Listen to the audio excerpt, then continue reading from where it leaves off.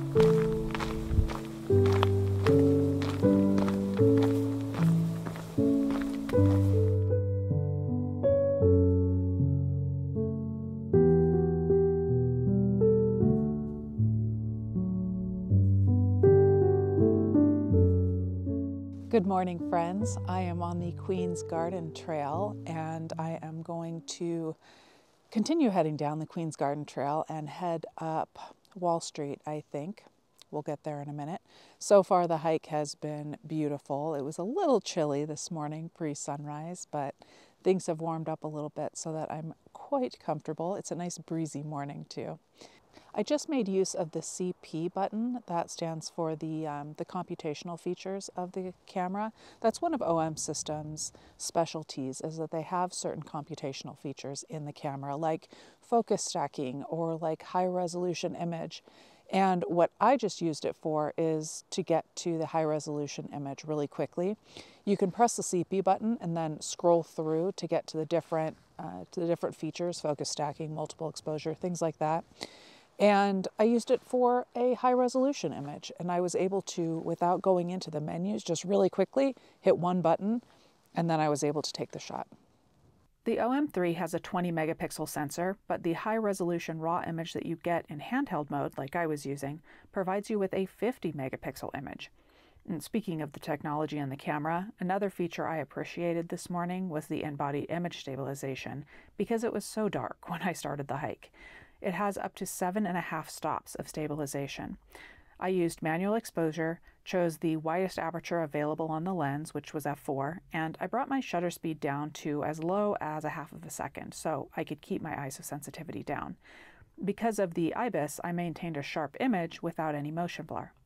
It was also helpful for capturing handheld video, like this cute little chipmunk that was up early looking for breakfast.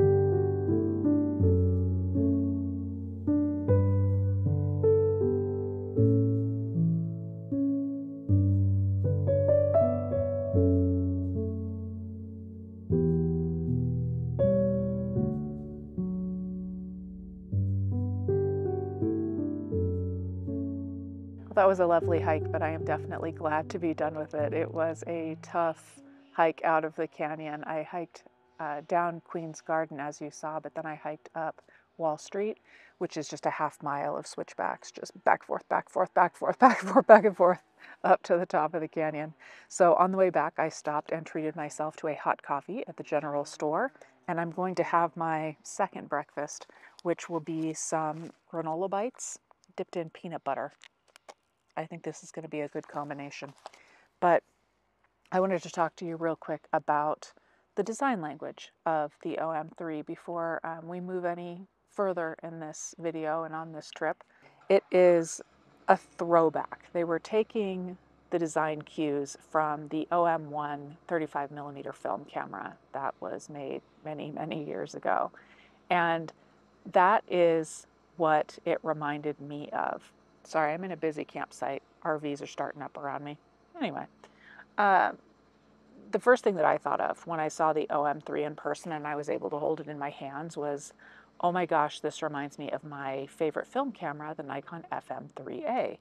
And yeah, sure enough, I mean, that's what a lot of the film cameras looked like back in the day. So it's definitely been a joy to use. But not only just the overall look and feel of the camera, that it has these wonderful buttons on our dials on top that you can make your settings adjustments. I mentioned the CP button earlier, but there's also a dial on the front that is called the Creative dial.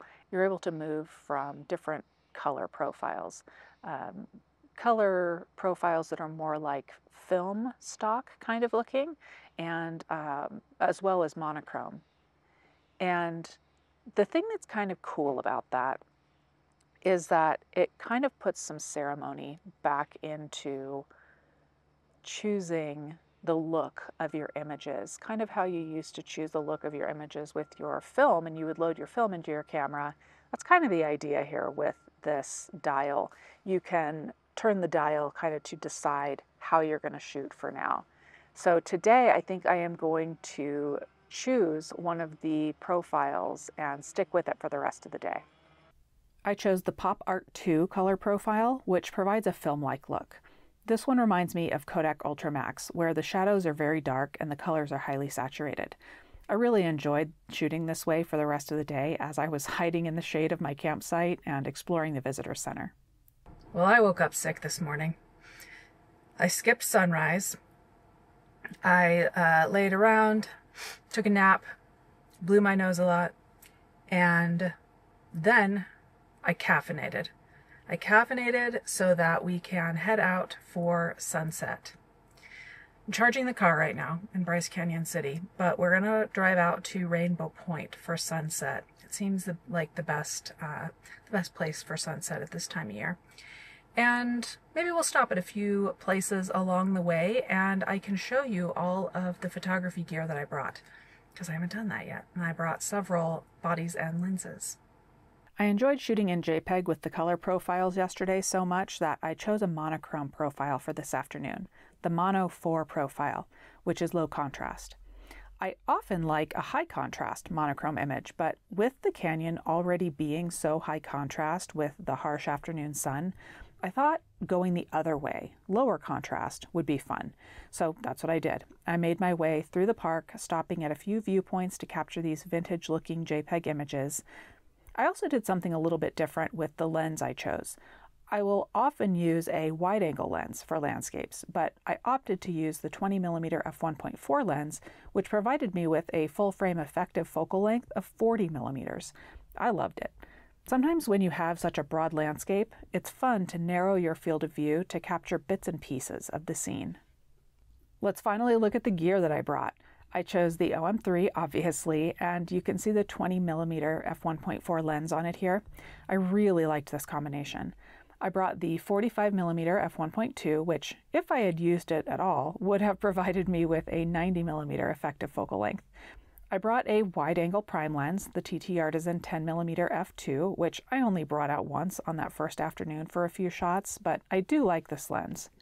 I also only used this lens for a handful of shots, the TT Artisan 40mm f2.8 macro lens. And then I brought the OM-5 for capturing B-roll, and I used this 12 to 45mm f4 lens as well. I am at Rainbow Point awaiting sunset, and I wanted to close out this video about the OM-3. I really like this camera. In fact, I would say there's nothing that I don't like about it. The vintage styling, the control arrangement, I really like how everything is, or where everything is placed. The menus, I didn't talk about the menus in this video, but the menu system here is just really intuitive. It's easy to understand. I like how there's headings for each menu. It's just all very easy to understand. I like the creative dial a lot. It has encouraged me to kind of have a little fun, let go a little bit, shoot in JPEG only in one of these color profiles that are available. Kind of brings that ceremony back to photography, kind of like how it was with film, where you had to load the film. After editing photos today, I have seen fantastic results. Absolutely nothing left to be desired there. And I didn't even scratch the surface of what this camera can do. There are all sorts of computational features. There's a lot of features in this camera, and I just didn't have time to go through all of them today. I do have this for a little while longer though, so if there's something that you would like to see me do with this camera, let me know down in the comments. I would love to add this to my collection, especially along with this 20mm f1.4 lens. I love this combination together. But I don't know, Raymond's and my anniversary is coming up next month. Maybe I can talk him into this being a little gift for us. A little gift, a big gift for us. But that's it, everybody. Let me know what you think of the camera down in the comments. Let me know if there's anything else you want to see me do with this. And thank you for watching.